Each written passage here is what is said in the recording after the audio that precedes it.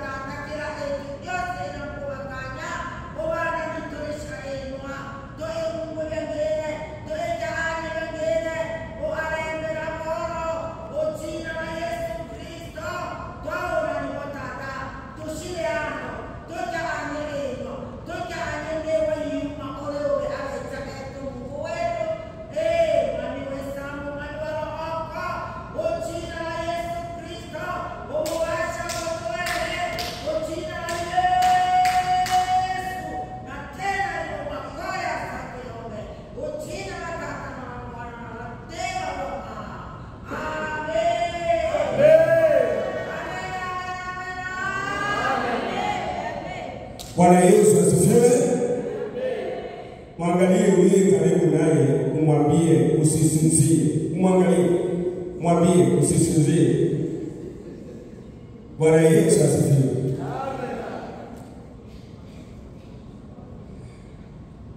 Mkutano wetu huu una andiko lake kuu na tembe yake, na andiko letu kuu la mkutano huu ni katika kitabu cha Ufunuo wa Yohana sura ya 3 na mstari wake wa 11, ambayo inasema, nawe upesi shika sana ulicho nacho, asije mtu akaitwaa taji yako.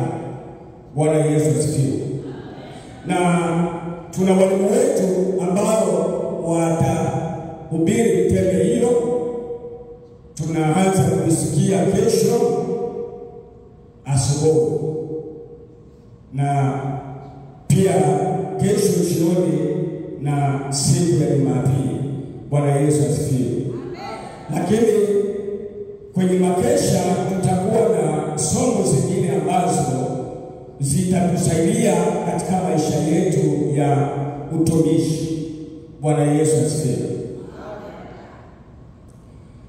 Andiko kuu la somo hili la usiku wa leo liko kwenye kitabu cha Mambo ya Walawi. Ningeomba tuwe na wasomaji hata 2 watatu kwa ajili ya kuwa haraka. Mambo ya Walawi sura ya 16 na mstari wake wa 2. Mambo ya Walawi sura ya 16 na mstari wa 2. Mara nyingi ninapokuwa ninafundisha huwa sitaki nisome kwa sababu wengine wasione labda ninasoma vyangu ambavyo ninajibuni tu. Huwa ninataka mtu mwingine asome. Amen. Ni Mambo ya Walawi sura yake ya 16 na mstari wa 2. Aliye tayari asome.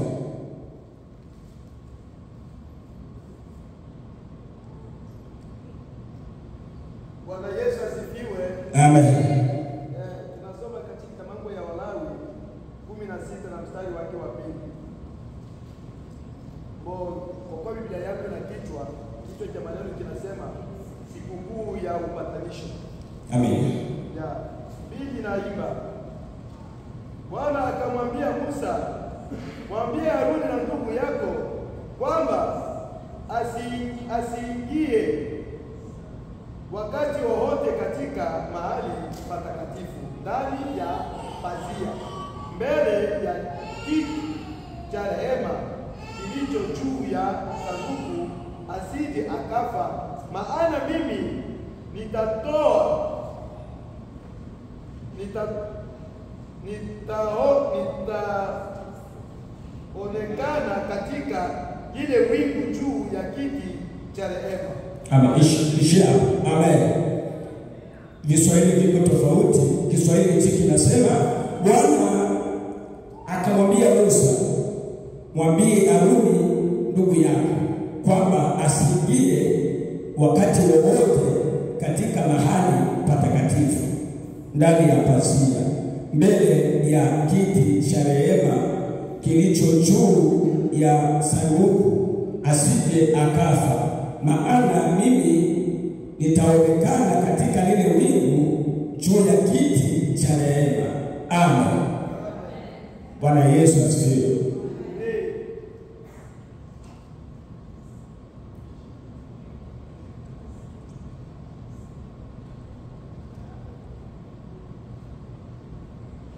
Ibra, njoo.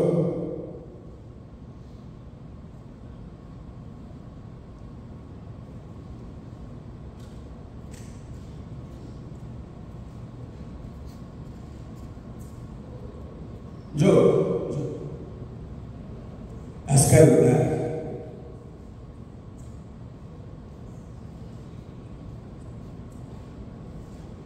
Kuna Waibra wengine huyu hapa. Utarekodi mahubiri. Bwana Yesu asifiwe. Samahani ndugu. Bwana Yesu asifiwe. Kwa hiyo teme ya usiku wa leo unasema kumtekelezea Mungu mahali patakatifu. Bwana Yesu asifiwe. Kumtekelezea Mungu mahali patakatifu. Na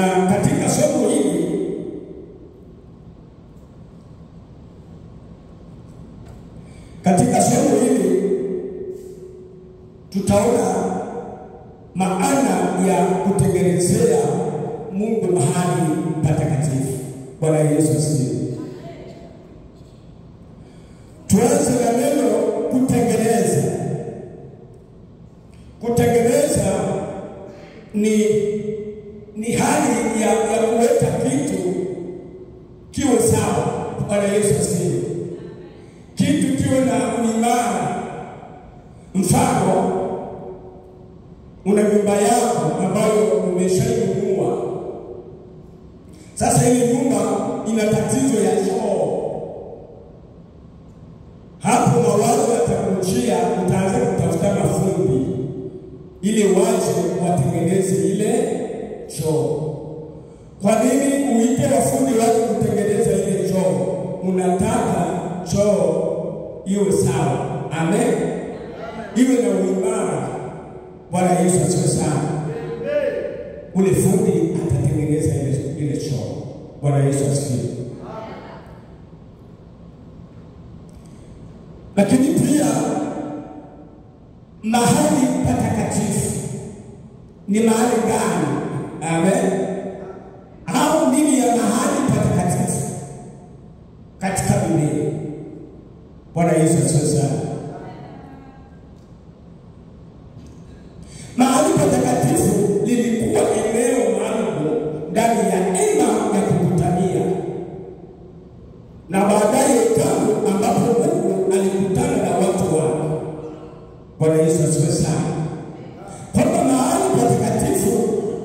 ilikuwa ni mahali maalum, ilikuwa ni mahali patakatifu. Bwana Yesu asifiwe sana, ambayo Mungu alikuwa anakuja kukutana na wana wake. Bwana Yesu asifiwe sana. Kwa hiyo mahali patakatifu, mfano tuko ndani ya ibada. Amen. Hapa hivi tulivyo, tuko mahali patakatifu. Bwana Yesu asifiwe. Ambapo hivi tuko hapa, Mungu atashuka na atasema na sisi. Amen. Hapa hivi tuko mahali patakatifu.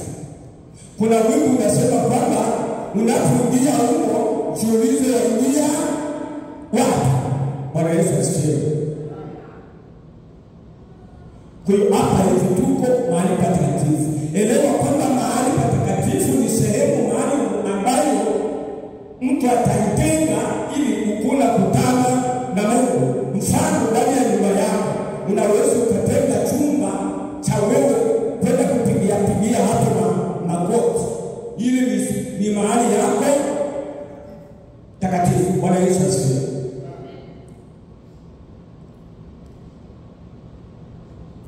Lakini katika somo letu kumtengenezea Mungu mahali patakatifu, tutasema tu ya kuandaa mioyo yetu iwe safi, ili Bwana anapokuja aseme nasi. Kwa hiyo mahali patakatifu panapotakiwa sisi kupatengeneza ni mioyo yetu. Bwana Yesu asifiwe sana. Nikimfuata mwalimu wa jioni, amesema kuandaa nafasi ambayo mgeni atakuja kukaa. Na huyu mgeni ni nani? Ni Yesu Kristo. Sasa akasema kwamba alisema jinsi ya kumtafutia mgeni nafasi. Akasema tutatafutia mgeni nafasi kwa njia ya kutubu, na sisi tutamwandalia Mungu mahali patakatifu, tutamtengenezea Mungu mahali patakatifu kwa njia hiyo hiyo ya kutubu, njia ya kujisafisha. Kwa hiyo nakuja kuangalia ujumbe wa mwalimu wa jioni na huu wa usiku wa leo uko sambamba.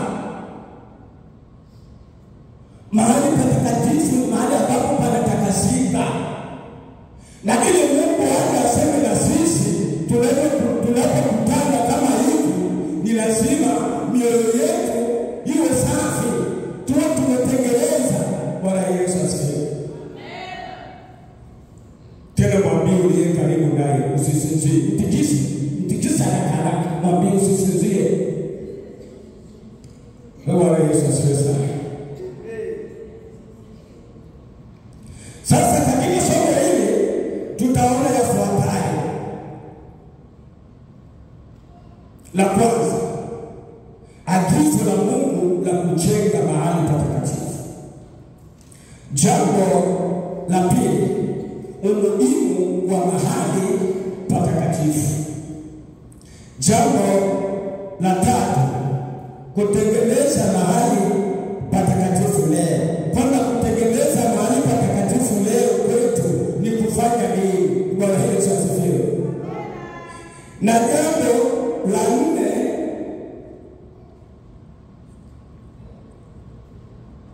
tutaona mbinu 10 zinazotakiwa sisi wa Kristo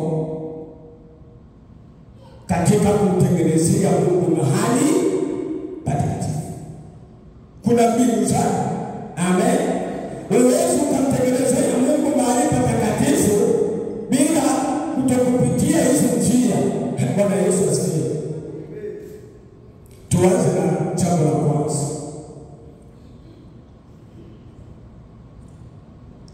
Agizo la Mungu ya kujengea mahali patakatifu.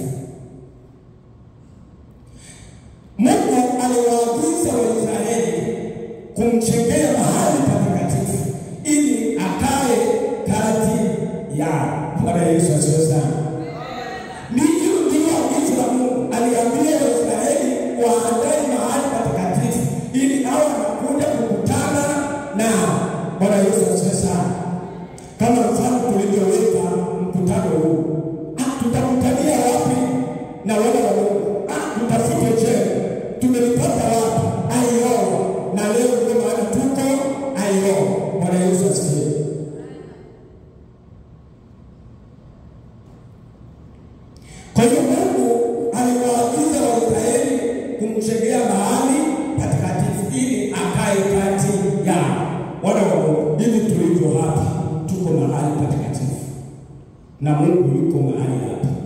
Amen. Anasema nasi kwa muda wote. Usifiche anayokuambia ndani ya mkutano. Amen. Akikupa ujumbe sema.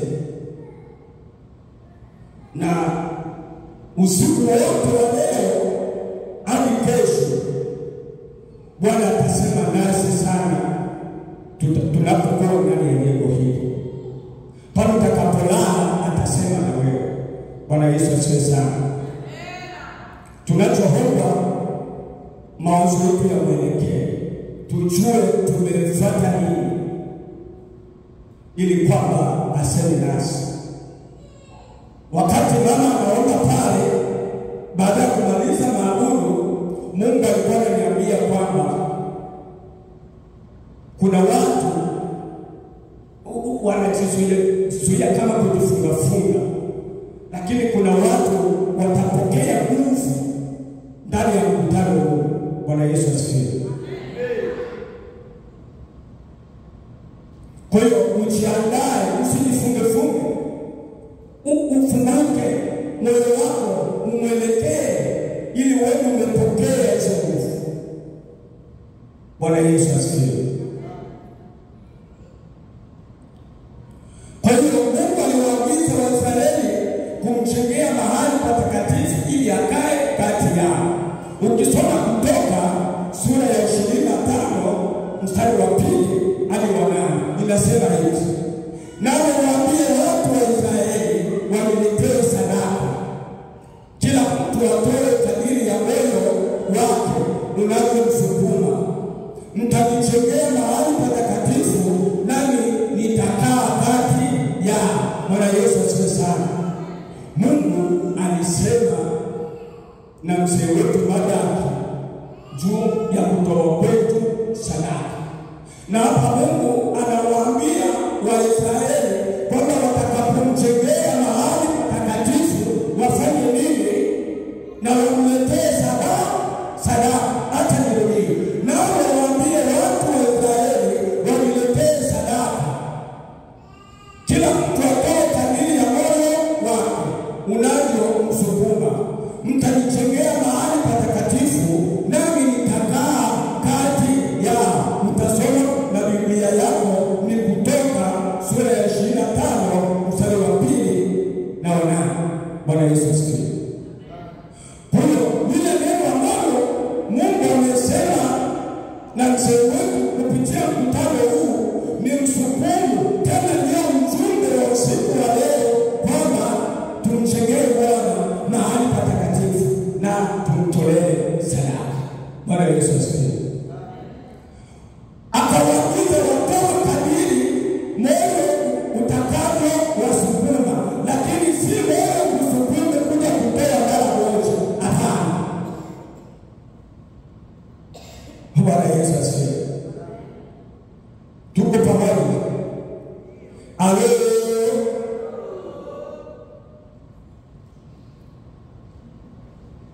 Agizo hili lilionyesha tamanio la Mungu kuwa ana ushirika wa karibu na watu wake.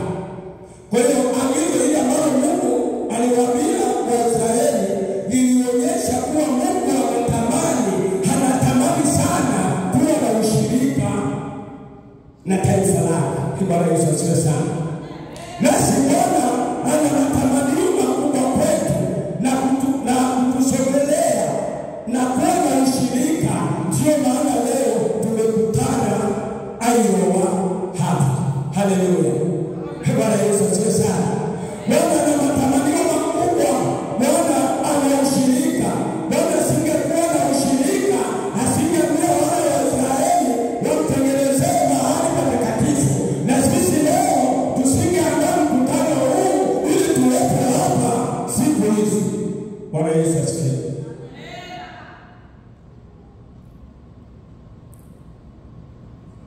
Jambo la pili,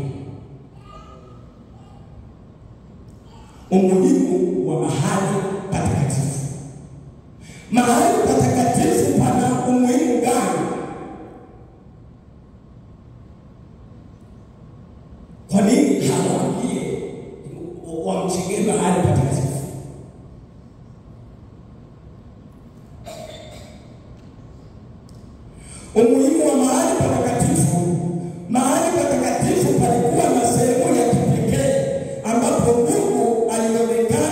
kwa watu wake. Ni mahali ambapo kuhani mkuu alifanya upatanisho kwa ajili ya dhambi za watu. Bwana Yesu asifiwe. Kumbe umuhimu wa mahali patakatifu ni kwamba Mungu alitaka awe anaonekana katikati ya watu wake. Na pia umuhimu mahali patakatifu ni mahali ambapo alisimama kuhani mkuu ili aje afanye upatanisho wa dhambi. Bwana Yesu asifiwe sana. Pale ilikuwa hatari. Ukiingia mle mahali patakatifu wa patakatifu, angato uje ni ule tushorane. Amen.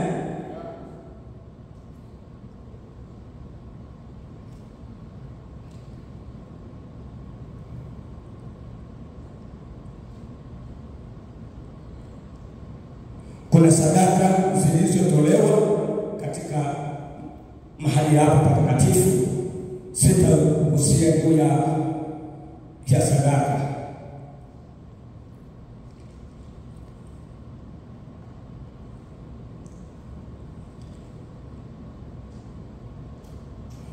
Tuende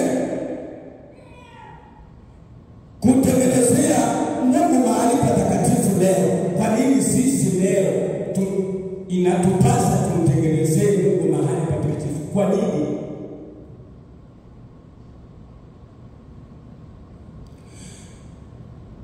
Kwa kifo cha Yesu Kristo, pazia la hekalu lilipasuka, kuashiria kuwa njia ya kuingia mahali patakatifu imefunguliwa kwa wote. Pigia Bwana makofi.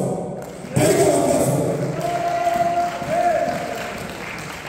Kwa hiyo, kwa kifo cha Yesu Kristo, pazia la hekalu lilipasuka, likiashiria kuwa njia ya kuingia mahali patakatifu imefunguliwa. Leo tena hakuna kwenda kwenye hema ya kukutalia ni ondolewa sana, ni wewe kukiri, ni wewe kuomba msamaha, ni wewe kuungana na Bwana na kusamehe. Amen. Bwana Yesu asifiwe.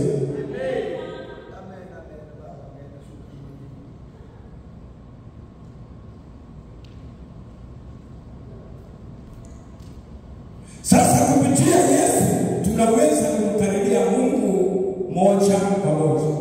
Bwana Yesu asifiwe. Kwamba kupitia Yesu tunaweza kumkaribia Mungu moja kwa moja. Utasoma Waebrania utakapokuwa umetulia sura ya 10 na mstari wa 19. Basi Mungu kwa damu ya Yesu tunapewa moyo thabiti wa kuingia mahali patakatifu. Naomba msomaji mmoja pasome hapa. Amen.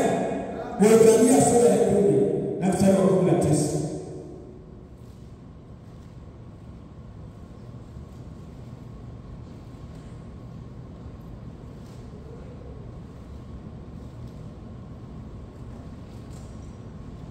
Umepaona baba? David uko tayari, unasinzia?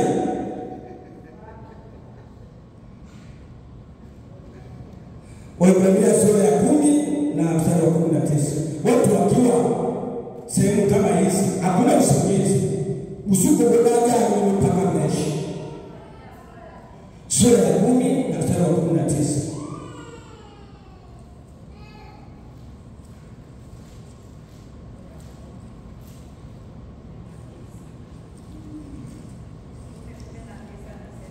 Ndio. Ndipo waliposema, tazama nimekuja niyafanye mapenzi yako. Aondoa la kwanza ili kusudi alisimamishe la pili. Amen. Bado nisome katika Kiswahili 19. Basi ndugu, kwa kuwa tuna ujasiri ni Waebrania 10 mstari wa 19. Ni hivi. Basi ndugu, kwa kuwa tuna ujasiri wa kuingia patakatifu kwa damu ya Yesu. 20. njia ile iliyotuanzia, iliyo mpya, iliyo hai, ipitayo katika pazia yaani mwili wako. Bwana Yesu asifiwe. Kwa hiyo kupitia Yesu tunaweza kumkaribia Mungu moja kwa moja. Hii inaonyesha kuwa kila muumini anaweza kuwa na ushirika wa moja kwa moja na Mungu kupitia Kristo. Bwana Yesu asifiwe. Hakuna tena pazia la hekalu, hakuna tena aliingie mahali patakatifu wa patakatifu. Bwana Yesu asifiwe sana. Namtafuta Yesu akae moyoni, namtafuta Yesu akae moyoni, Yesu akae moyoni, moyo namtafuta Yesu akae moyoni, namtafuta Yesu akae moyoni, Yesu akae moyoni, Bwana Yesu asifiwe. Hebu muangalie tena yule karibu naye. Muangalie tu alafu cheke kidogo. Muangalie yule karibu naye. Amecheka, muangalie. Bwana Yesu asifiwe. Mwalimu anataka tusisikie. Bwana Yesu asifiwe. Jambo la tatu, la nne,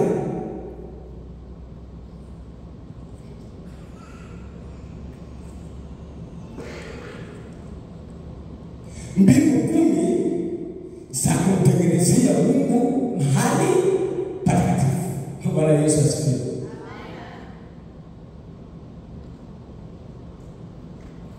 Ili tumtengenezee Bwana mahali patakatifu, kuna mbinu zangu.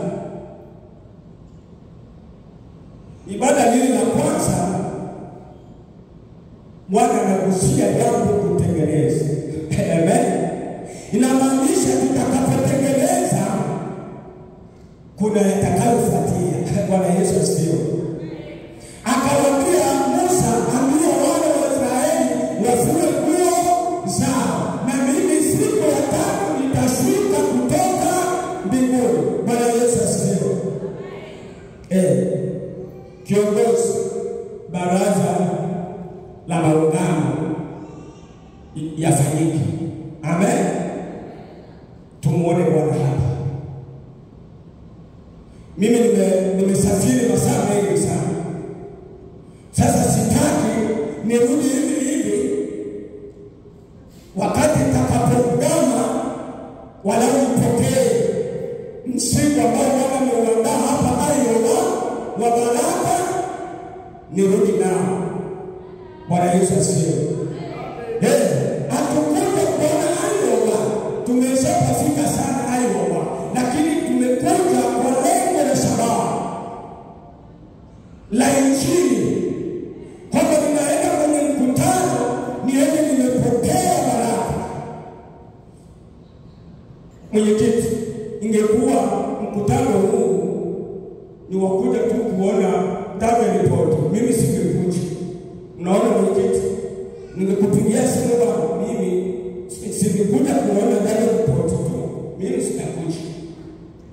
Lakini kwa sababu ni sehemu ya kazi yetu, waombaji ni wainjilisti, tunapenda kutangaza Injili na tuone tumepokea baraka za kutupa nguvu za kwenda kusogeza kazi yako mbele. Amen. Tuone tunahubiri watu habari za ufalme wa Mungu, watu waokoke, waache dhambi ili waingie mbinguni. Bwana Yesu asifiwe. Mbinu ya kwanza ya kumtengenezea Mungu mahali patakatifu. Hapa nimeandaa mbinu 40, lakini kwa sababu ya muda tutagusia tu mbinu 10, alafu namaliza naishia hapa. Somo ni kubwa na muda ni mdogo. Amen.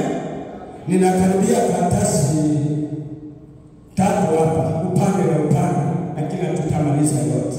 Amen. Kila jambo la kiasi. Haleluya. Bwana Yesu asifiwe. Mbinu ya kwanza.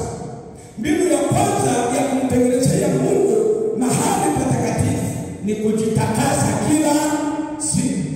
Amen. Hii mbinu ya kwanza. Mwingine mleo mshie wengine. Wewe acha sabuni tena tulele. Na atembele. Dala totu ndani tuna sabuni tena kwa kula. Takole ngeni otenda kituni. Lakini ngela yeye ni ngela ya kuchile. Mambo yako kwa mbele yetu ili isua kujitakasa. Lungi ya Mungu ibada lepo. Na tatalunga Mungu mama. Bwana Yesu asifiwe. Kujitakasa kila siku maana yake ni maana yake ni kujiepusha na dhambi na kuishi maisha matakatifu. Bwana Yesu asifiwe. Sasa mtu mwingine atajiuliza, mtu anawezaje kuishi maisha matakatifu hapa duniani? Unaweza. Amen. Kama mtu amekuja kuchukua mwende kufanya maovu na wewe unakataa, hivyo unapokataa unaepuka kwenda kutenda uovu, hapo unatafuta kuishi maisha ya utakatifu. Kuishi maisha mtakatifu ni ya kuona taika na nani unitoweka Mungu acha Yesu Kristo. Ole bito yona italia mbingu ni wewe Kristo ana itaili. Lazima shida hiyo yasona twele molo de kuyaanza hiyo. Twele molo bila malango iyaanza au iso. Kwa hiyo mbinu ya kwanza hiyo ngelamleo de ushinde mahali patakatifu ili kuisoma kujitakasa kila siku. Mbinu ya pili,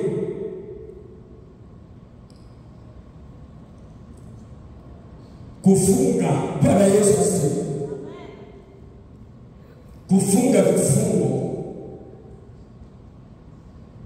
Kuna watu wanafungana kama maombi wamepanga tufunge, ndio mtu anafunga. Kumbe kifungo ndio maji ya kunywa ya mwombaji. Mwenyeumba wakashipanga miembe ndio mambo kagera tamoja. Onda tamoja kama kuyuza.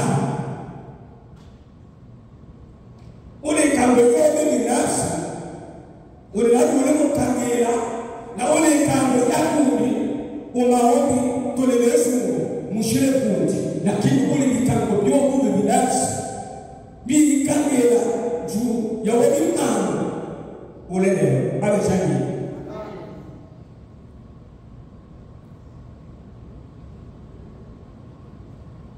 Na kwa huku Marekani ukitangaza hata kanisani tuna kifungo kesho, omona watu wabili. Bwana Yesu atuelewe sana.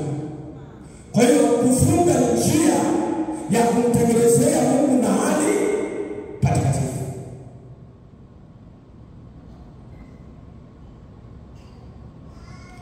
Kufunga ni kujinyima chakula na mambo mengine kwa ajili ya kumtafuta Mungu kwa bidii. Usifikie watu nafunga bure tu. Hapana. Watu na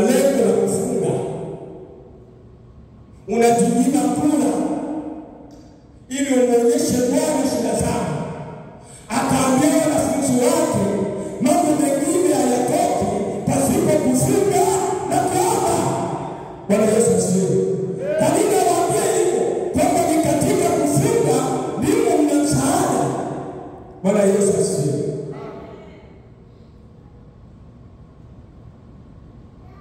Tulifunga sana ili tuje Marekani.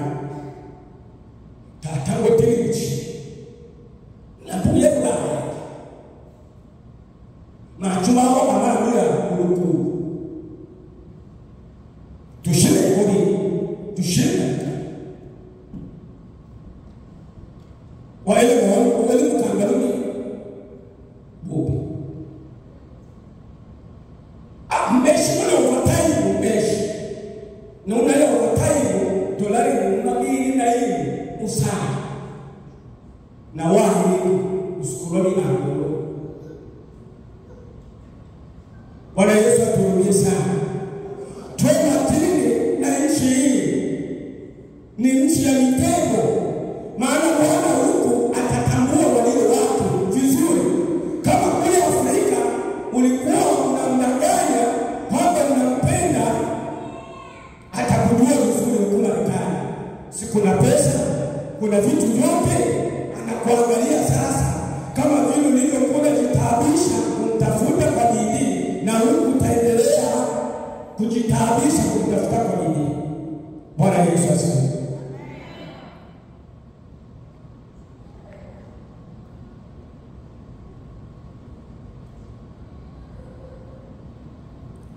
Bwana ula wabene frije shimo bukuru. Umuntu ula kwa shimo ya ula wabene. Umuntu ai ngwaje boka ku ali lolo biligo sirome tai.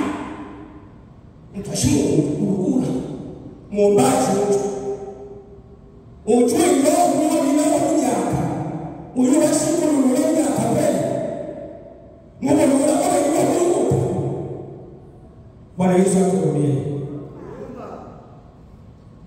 Mbinu za tatu. Kusali mara kwa mara ni mbinu ya kumtengenezea Mungu mahali patakatifu. Kusali mara kwa mara ni kudumisha mawasiliano ya karibu na Mungu kupitia sala. Bwana Yesu asifiwe. Kusali mara kwa mara ni kudumisha mawasiliano ya karibu na Mungu kupitia sala. Atusali tena. Anyatewa wabeta. Mungu yu kanisa meshiro. Amune usebani liki. Amune geja anu ni unamda. Amosobola anu. Bwana Yesu atuhurumie sana. Sasa ushimo mtu ayola aina pesa yote kanisa akini yola alugi ngasi ngos pie ni azipikira tana lala ni alugi yola akina sola la sababu ani mayo chao alidalesi islam wanu bitu bana ichat irusho matiktok tale munda walipo ani alaka salo abe iba ubiri ba ubiri ati abe ata kwa ya chimukemba chimukechere wewe tale na utumunda eli tiktok enos ase yeba ndaka patima jua sana kule kwa YouTube ibi twi alilai ulitoka ndio kwa mwisho wa video siku ya tuyu ayetu chika lose na milango tumu ama ne pitelo ni lola basakala ile na yataka bila na saa 10 hii ni wala asa ni chika ni lolo mbaka kwa sipata huo kwa Bwana Yesu asifiwe. Ngena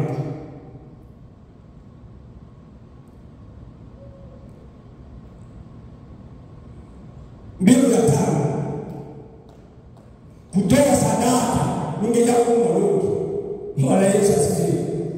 Kutoa sadaka. Kumtolea Mungu kwa moyo wa hiari na upendo. Bwana Yesu asifiwe sana. Tuna habari za Kaini na Abeli. Kila mtu aliyekusanya vitu vyake aende kumtolea Bwana. Mmoja akapeleka mazao ya shamba, mwingine akapeleka kazi aliyofanya mfugo. Biblia inatuambia kwamba Kaini, sadaka ya Kaini Mungu hakutakabali, Mungu hakukubali. Akakubali sadaka ya Abeli. Kwa nini? Ni katika kutoa. Angalia, ninatoa hichi kinampendeza Mungu ambaye nina uhai wake kumtolea. Sasa watu wetu huku na dolari ichotangano itewete dolari ta. Bwana Yesu atubariki sana.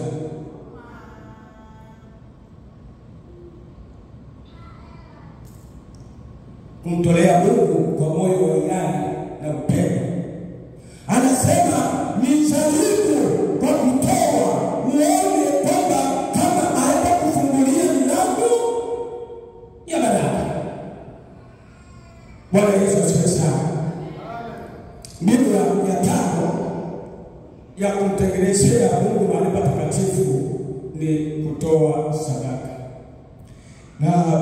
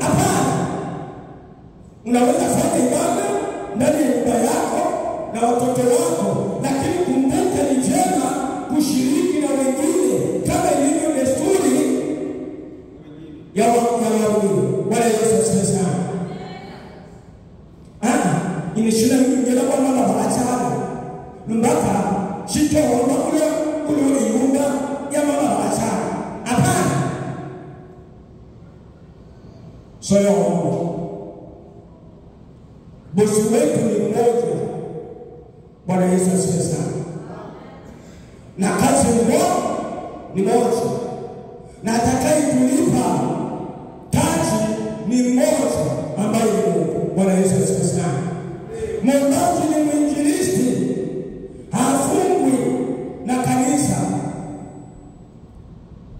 Mwambie mchungaji, mimi leo sitashiriki hapa. Ninajisikia niende shiriki ibada ya maombi sehemu fulani. Hivi kuna wachungaji wengine tukituma mialiko ya mikutano ili barua zisome hata kanisani. Kwa nini? Kuzuia karama zingine za watu wengine zisifanye kazi. Kwa nini?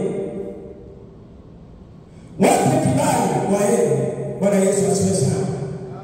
Mchungaji wetu tijuacha tunakuwa yule mkutano. Hii mchungaji wako wapi? Hapana. Na tusiache kukutana kama ilivyo desturi ya waamini. Bwana Yesu asifiwe sana. Kuhusuria ibada.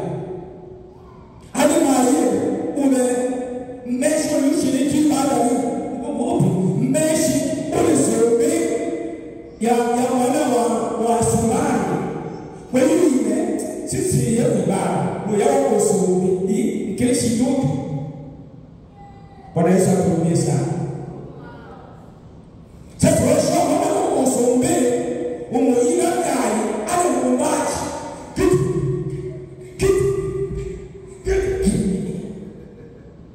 hapana.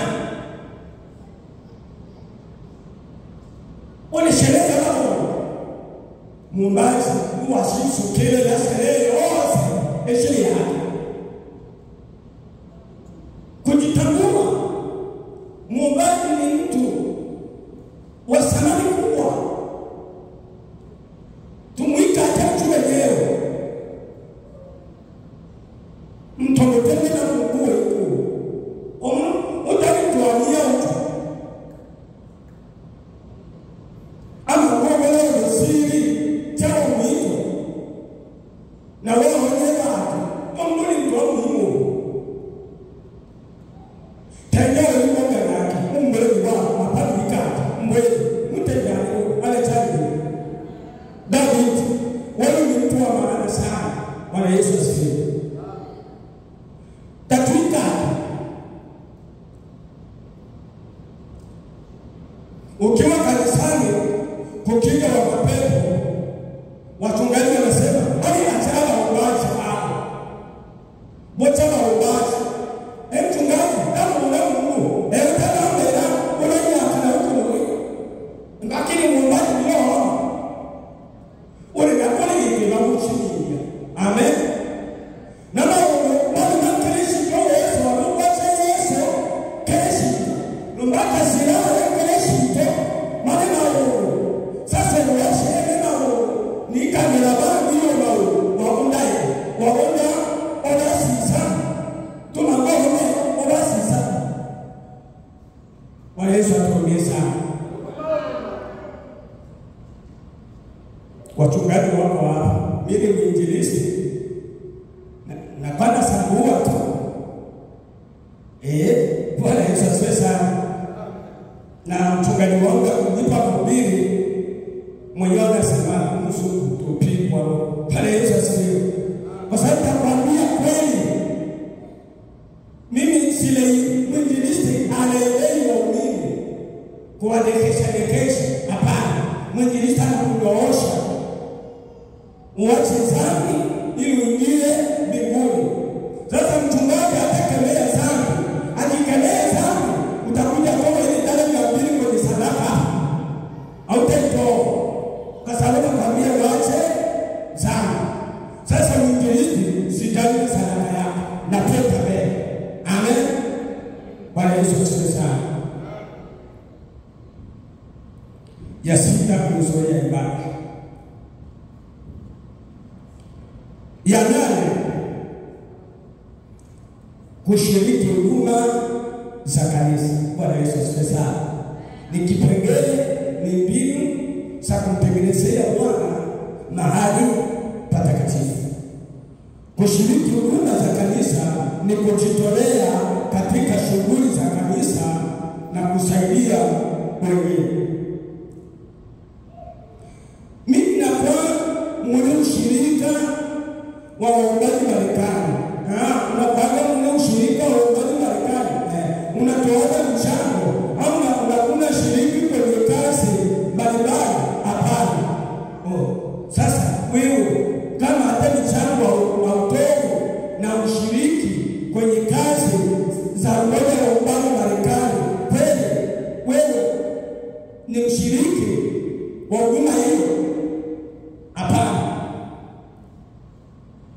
Bwana Yesu atusaidie sana. Ile nicho wangu maji. Abechaji ine nile muomba wanuta. Yu nile muomba. Ubi muomba wanuta ni sawa. Na tutu wale nyumba karibu toma muomba ujumtutushi modelo na inga ya halili na ya asati mwezi. Sasa uwele muomba nebe chumba uwele tole muomba umambuku chamaa kare ujukwenda hili mbaji. Mwombaji anaonekana katika kwenda kuomba. Amen. Mchungaji anaonekana katika kwenda kuchunga kondoo. Amen. Mwalimu anaonekana kwa kazi yake ya kufundisha. Bwana Yesu asifiwe sana. Kila mtu na sehemu yake ya kazi. Bwana Yesu asifiwe.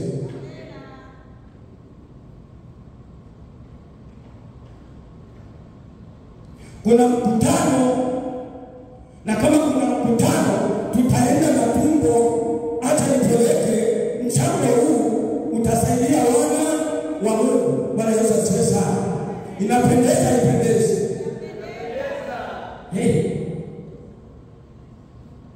Ole mkutano sehemu fulani inonge mali mmatano mama tilichia chao na ombe.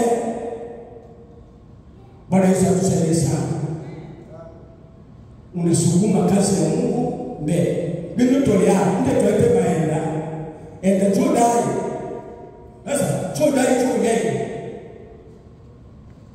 Na ngatataru shule yuko na vile. Bwana Yesu atusaidie sana. Kwa hiyo kushiriki huduma za kanisa, ishiriki ni mambo mbalimbali ya roja uliweja ni mambo hili kila iponda mshindi wa mwili wa ala wa mwenye na mchosa gana ni itu alechani. Mbinu ya 9, kujiepusha na maovu. Kujiepusha na maovu ni njia nyingine ya kumtengenezea Bwana mahali patakatifu. Bwana hawezi akaja kaongea na wewe wakati haujiepushe na maovu. Kujiepusha na maovu ni kuepukana na mazingira ya matendo yanayoweza kukupeleka kwenye dhambi. Bwana Yesu atuhurumie sana. Kujiepusha na maovu ni kuepuka mazingira na matendo yanayoweza kukupeleka kwenye dhambi. Bwana Yesu asifiwe sana. Kujiepusha na maovu. Mfano, afwan ube walungula msao ubimotende na chwa fulani ya hivi ashobora ikangwa mambo wewe yushi tendo aminos yi walopenda vile alijoni ule utomba wa fulani ubimotende na msao unaingia kuingia za maovu. Tukiwa kwenye msiba na wakiona mwombaji anafika, wanaanzaga mada za waombaji. Kwa nini waanze mada za waombaji? Cha kwanza ni kwa sababu wanamuona pale. Sasa wanataka na mtakuwa na neno la kusema. Tulibati mambo mwanga osa atukole tigeti na kikumi ni noma. Watu wa mambo kwa nitendo. Fulani asitoomba nako. No, asiliomba. Na munganga uliomba mambo. No kwa hiyo ile anga sila yake shito niliomba ndio alela hiyo. Fulani asitoomba. Bwana Yesu atuhurumie sana. Sasa wanasema hivyo wakati mwingine wanaona hizo watu tulivyo itobu iseya mumbaka mnushusho kutikitoko hii tatuwa yetu Sio ya sona magai ile na bala sana ku ba mo ko ni sio wala tumisha ile wala tumisha kama oso ya sona na mtumisha si wale si mteji tumisha ile kwa hiyo mtumisha si mmoja mo watu Bwana Yesu atuelewe sana. Na shomona mto apesti sete ya hapa apesti ya ala ipi na setani kulimba na sema masimu pipo afrani mzee hachini mzami kulimba mbaka wafenda tuitelele umekuna isi mwe ile na jamaa ngai ekelalia mtuhuni tatutaki ni chungu kujiepusha na maovu, kuepuka mazingira na matendo yanayoweza kukupeleka kwenye dhambi.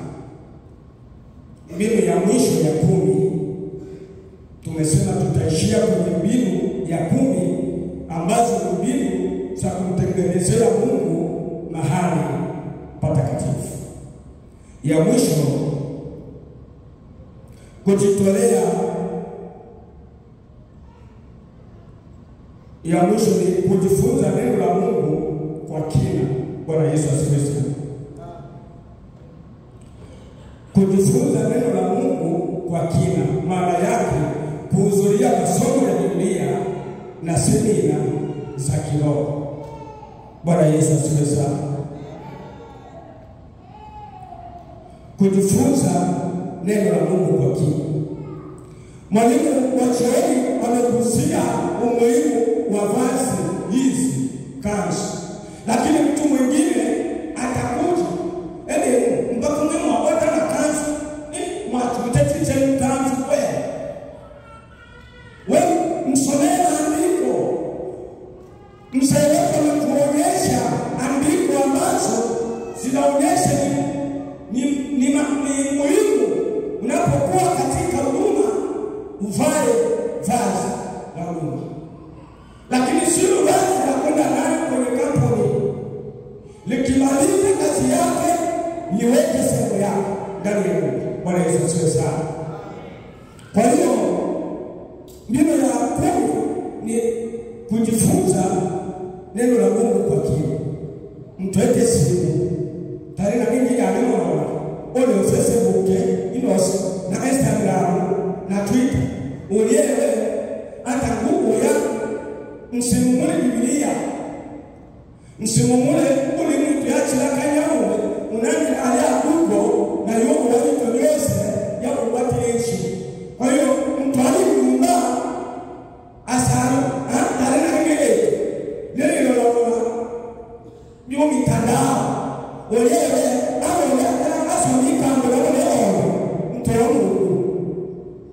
mtu wa Mungu. Bwana Yesu atuelewe sana. Hatuna muda. Vijana wetu ni mpira tu.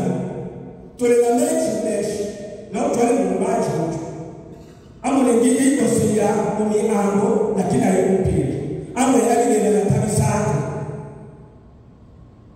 Na mtu akitumikia wao wawili kuna mmoja atamwacha.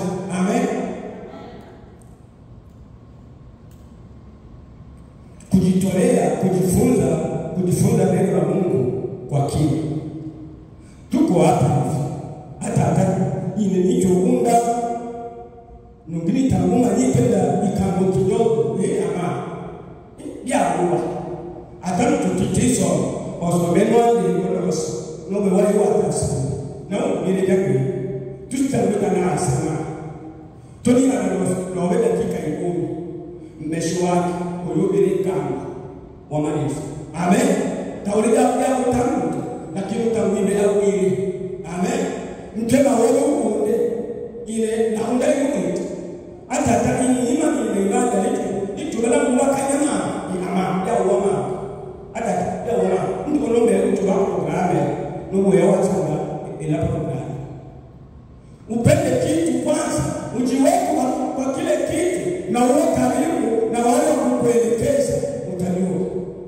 Bwana Yesu asifiwe sana. Kwa hiyo mbinu ya pili ni kujifunza neno la Mungu kwa kina, kuzuia masomo ya dunia na semina za kiroho.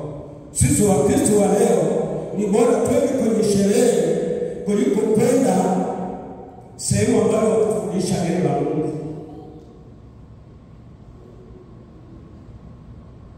Ni sherehe ya Wakristo, lakini wale wa kucheza watacheza vibaya wakati ni sherehe ya Wakristo. Tunaenda wapi? Tunapotea. Hakuna harusi ya watoto wetu ambayo inaweza kufanyika ibada tu iwekwe watu waombe bila wale wadansa kucheza. Haiwezi kawa harusi. Ni harusi. Sehemu ambayo mtu wa Mungu anaenda ni sehemu ambayo utaimba nyimbo za Mungu, tutaomba na kusoma neno. Full stop. Mtu wa Mungu ndio kutoa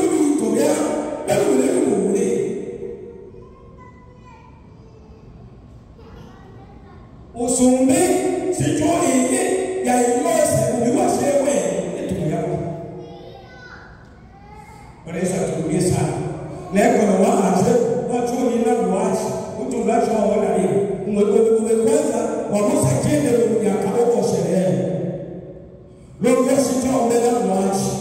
Yaani ule waache magashi ni waache hivyo watu wamesema ni matano. Bwana Yesu atuelewe sana.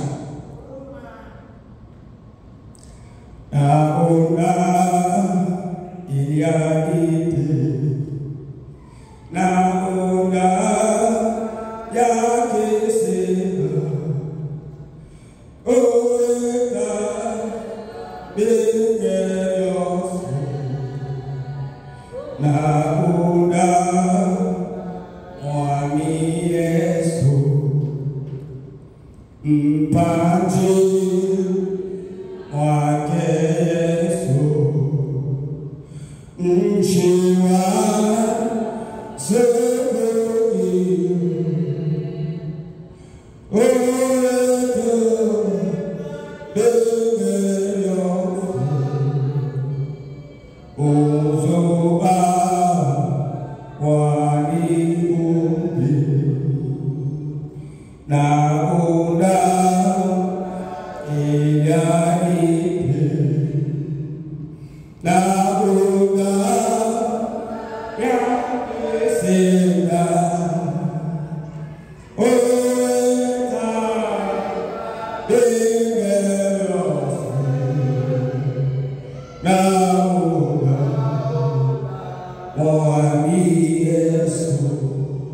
nimefundisha. Kama una swali naweza kuuliza. Nimefundisha pamoja na kuhubiri, niko hapa, naweza kuniona pale ambapo kuelewa nina syllabus hapa, nitakuelekeza. Simama tuombe pamoja. Simama mahali uliopo. Naona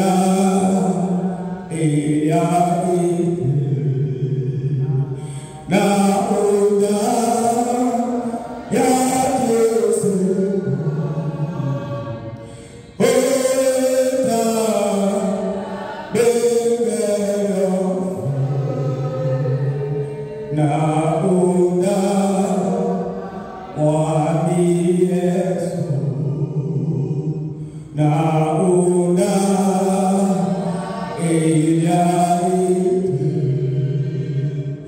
naona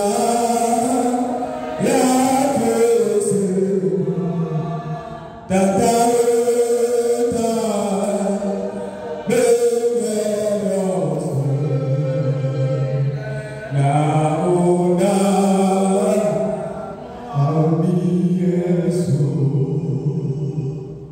bile migra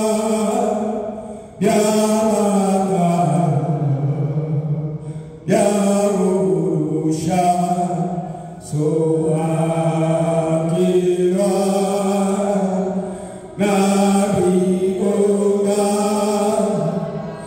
Narige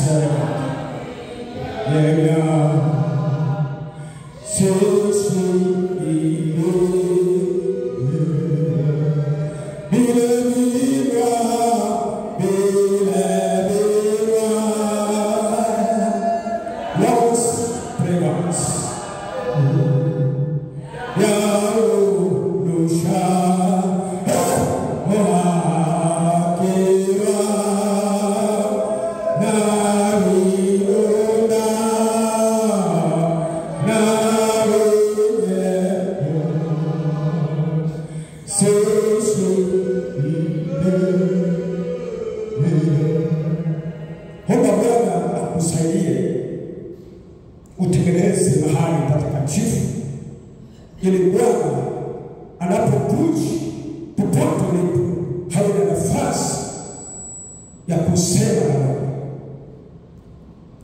wewe. Na wana nguvu kubwa ya Bwana inashuka.